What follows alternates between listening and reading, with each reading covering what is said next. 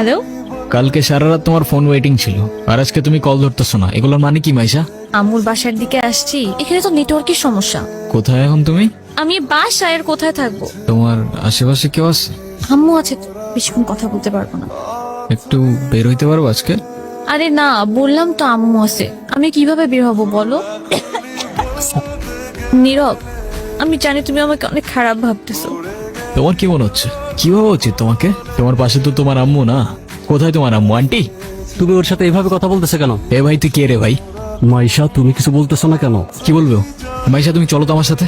আমি বুঝতে পারছি ও তোমাকে ভুলভাল বুঝেছ। আর যাই হোক, আমি তো তোমাকে চিনি। আমি কথা দিচ্ছি আমি সবকিছু ভুলে যাবো, তুমি আমার সাথে চলো। তোমাকে ডিসাইড করতে হবে, তুমি কার সাথে যাবা, আমার সাথে নাকি তার সাথে?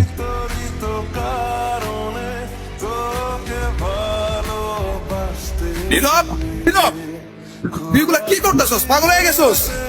আমি তোর রাতে জীবনে সিগারেট পর্যন্ত দেখিনি, আর আজকে তুই কি হয়ে গেছিস ভাই? বাবার কষ্টের টাকাগুলো সব আমি নষ্ট করে ফেলছি ভাই। আমি কি করবো? আমি আর পারতেছি না ভাই। নাম কি ওর? মিনু। ওকে রাস্তায় ফেলে চলে গেছেন না? আপনার কি কোনো কমন সেন্স নাই নাকি? এত ছোট্ট একটা বাচ্চা, ওরা কথা বলতে পারে না, তবে নিজের চোখ দিয়ে ওরা নিজের অভিমান প্রকাশ করে। কখনো বোঝার চেষ্টা করেছেন সেটা? আরে অথই, তুই এনে আরে ভাই বললেন না, এই ছোট্ট একটা বাচ্চারে রাস্তায় ফেলে চলে গেছে। কেমন লাগে বলেন? মেজাজটা খারাপ হয় না? তার উপর আবার কোনো কথার উত্তরই দেয় না। আসলে ওর মানসিক অবস্থা তেমন একটা ভালো নাই। ও কি করতেছে না করতেছে ও নিজেই কইতে পারতেছে না। যেটা যত্ন নিতে জানে না সেটা নিজের কাছে রাখতে যাবে কেন? আপনার ভাইকে বলেন ঠিক মতো ওর যত্ন নিতে। আমি কিন্তু ওকে দেখতে আসবো, মনে থাকে যেন।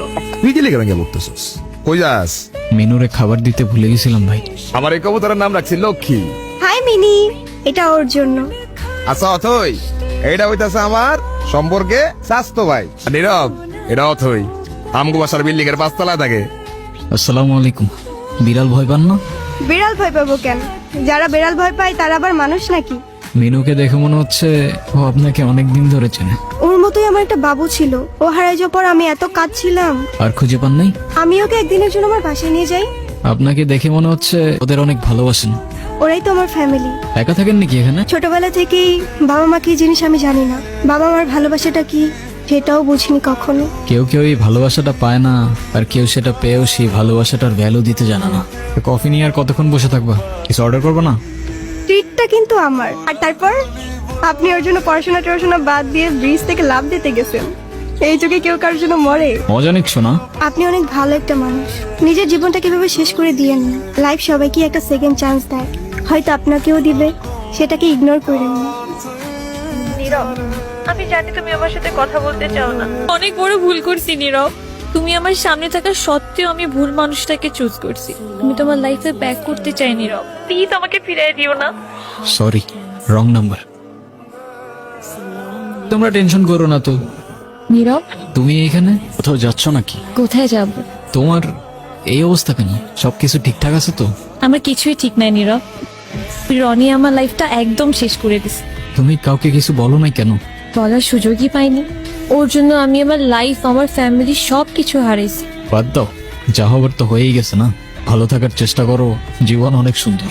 আমি তোমাকে ছাড়া কখনোই ভালো থাকতে পারবো না, এটা তখন আমি বুঝিনি। দুনিয়াটা কি আজব, তাই না?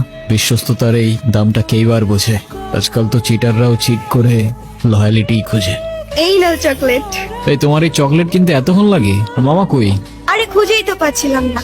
উনি কে? আরে হঠাৎ করেই ওর সাথে দেখা। তোমারে বলছিলাম না ওই যে মাইশার কথা। ভালোই তো আছো মনে হচ্ছে। অবশ্যই ভালো আছে। এই চলো তো। এই ব্যথার শহরের অলিগলির নুড়ি পাথরগুলো যেন আমাদের কষ্টগুলোর এক একটা প্রতিচ্ছবি। আর সেই কষ্টগুলোর মাঝে আমরা আমাদের জীবনের হাল ছেড়ে দিলেও জীবনের একটা মোড় হয়তো আমাদের সবাইকেই একটা সেকেন্ড চান্স দেয়।